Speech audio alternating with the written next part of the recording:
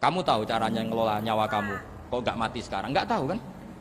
Tahu-tahu masih hidup kan? Tahu-tahu diutang semacam-macam lah.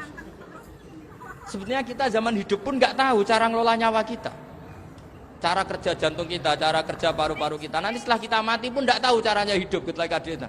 Tapi anehnya kita, mosok manusia sudah dilemah iso hidup lagi. Memangnya kita sekarang bisa hidup karena kita tahu-tahu ya hidup. Ditakdir anak yang melarat, pesek, elek. Orang lain ditakdir anak Kiai, Gus, Mulyo. Kita kan tidak pernah bisa milih bapak ya udah iso. Ngerti-ngerti anak Karmen, anak Karlan itu sudah gak tahu.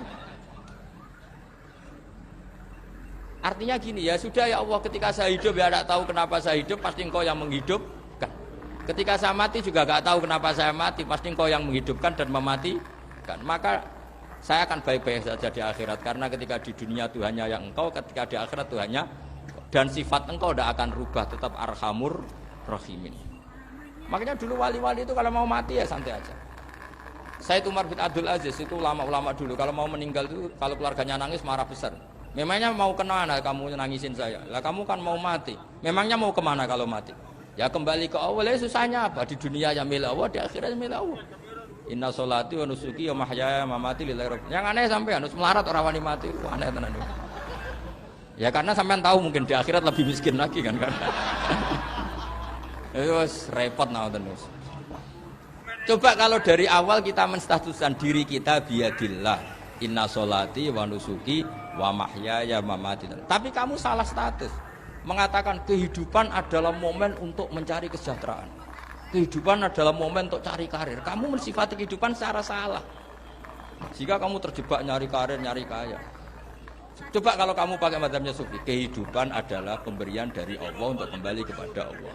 Kematian ya seperti itu. Akhirnya ya santai saja. Inna sholati wa nusuki wa mahyaya wa mamati lillahi rabbil. Istri juga gitu. Saya itu tidak sombong. Saya itu mulai nikah sampai sekarang itu hampir gak pernah tukaran sama istri. Sama istri saya itu sering bilang gini, Gus kali-kali kalau saya ngamuk itu diwales, dilawan, supaya saya punya musuh katanya. Betul ya? Ya saya bilang gini, Allah itu maha baik sama saya. Ketika harmonis, ganjaran saya ya lewat harmonis itu, sehingga saya ngasih uang, menyenangkan Anda. Ketika Anda marah, ganjaran saya lewat sabar. Ya sudah, itu semuanya baik. Kalau kamu marah, saya tidak dapat pahala. Makanya kalau kamu marah tak dengerin. Ini cara Allah membuat pahala tanpa bayar kata saya. Justru kalau pas rukun itu untuk dapat pahala harus nyervis, jajak nukokno kelambi mahal katanya. Boros itu pahala yang boros katanya. Tapi kalau kamu marah ini pahala paling murah, nggak usah biaya, dapat apa? Pahala, cukup sabar. Lu itu kalau terlatih lama-lama dapat ya biasa saja. Ulama dulu seperti itu semua. Imam Syafi'i itu pernah ada orang baik sekali sama beliau. Orangnya itu munafik padahal. Tapi kalau setelah keluar dari Imam Syafi'i dia memaki-maki Imam Syafi'i.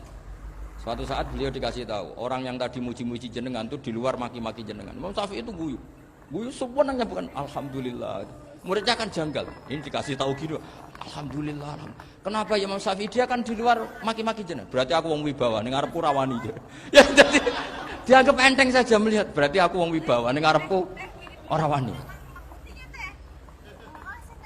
Ya sudah, terus ketika ditanya, tapi itu kan bahaya bagi Anda karena memfitnah Anda gini-gini. Kata beliau, zaka Allah. Yang kritiknya bahaya itu hanya Allah Ta'ala.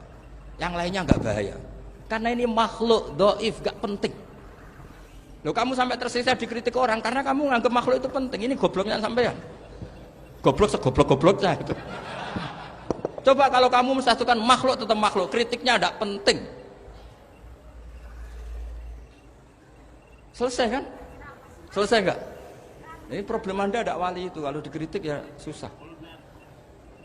Makanya ada wali itu problem menurut saya. Makanya saya enggak jadi wali itu kan, kan. Karena hanya wali yang hidupnya itu la khaufun alaihim wa lahum yahzanun. Orang dulu tuh semudah itu hidup. Gampang saja. Dulu ceritanya di antara ceritanya manakibnya Sayyid Ja'far Shadiq itu, kalau ada orang memaki-maki dia itu dikirimi hadiah. Kenapa ya? Karena kebaikan kamu telah kamu berikan kepada saya, ini hadiahnya. Sampai malu yang ngeritik. Kan kalau orang ngerasani itu kan kebaikannya dikasihkan sama yang dirasani.